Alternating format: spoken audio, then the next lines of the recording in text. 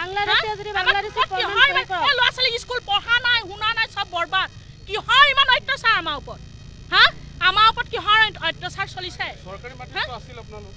আমি চৰকাৰী মাটিতে আছিলোঁ চৰকাৰী মাটিত আছিলোঁ যদিও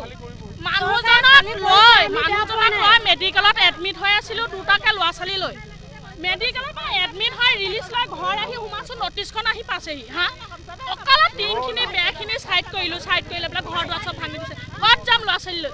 যিখিনি আমাৰ চিৰিং চুকত অসমীয়া মানুহখিনি আছিলে হিন্দু মানুহখিনিক উচ্ছেদ কৰাৰ বিনিময়ত সিহঁতক যদি 12 ঘৰ মানুহক 12 ঘৰ মানুহ দিছে মুছলিম 2 ঘৰলৈ 14 ঘৰ মানুহ উচ্ছেদ হৈছিলে হিন্দু 12 ঘৰক দিছে আৰু মুছলিম 2 ঘৰ আছে বুলি হে মুছলিম 2 ঘৰক দিয়া নাই কি মুছলিম আৰু হিন্দু ইয়াৰ মাজত কি ভেদাভেদটো আছে হিন্দু কাটিলে কি বেলেগতে জ্বলাব নি না মুছলিম কাটিলে বেলেগতে জ্বলাব একে মাকৰ সন্তান হেতি এইখিনি অত্যাচাৰ কৰিব নালাগিছিলে যদিও কৰিছে আমাৰ ক্ষতিপূৰণ চৰকাৰৰ ফালৰ পৰা আজিলৈকে একো দিয়া নাই আমাক যিখিনি ক্ষতিপূৰণ হৈছে তাৰ বিনিময়ত চৰকাৰে আমাক আজিলৈকে এটা খবৰ লোৱাবলৈ অহা নাই বা আজিলৈকে সোধা নাই তো কেনেকৈ আছে বা কি কথা ল'ৰা ছোৱালী পঢ়া শুনা বেমাৰ আজাৰ লৈ ৰাস্তা ঘাটত আমি পঢ়ি থাকিবলগীয়া হৈছে আজি কিহৰ কাৰণে হৈছে এইখিনি কোনে কৰিলে চৰকাৰে যদি আজি এইটো ডিচিশ্যন নিদিলে হয় আজি কোনো মানুহৰ অধিকাৰ আছিলে নি আজি এইখিনি কৰিবলৈ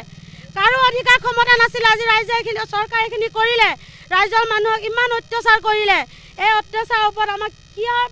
কি দিব আমাক আজি চৰকাৰী মাটিতে আছিলোঁ আমাক কোনোবা ফালে অলপ ব্যৱস্থা কৰি দিব লাগে এটোপাল পানী খাইছে না মানুহখিনিয়ে সোধা নাই একেলগে মানুহক বটা মাটি দি দিলে হা কিহৰ অন্যায় আমাৰ ওপৰত ইমান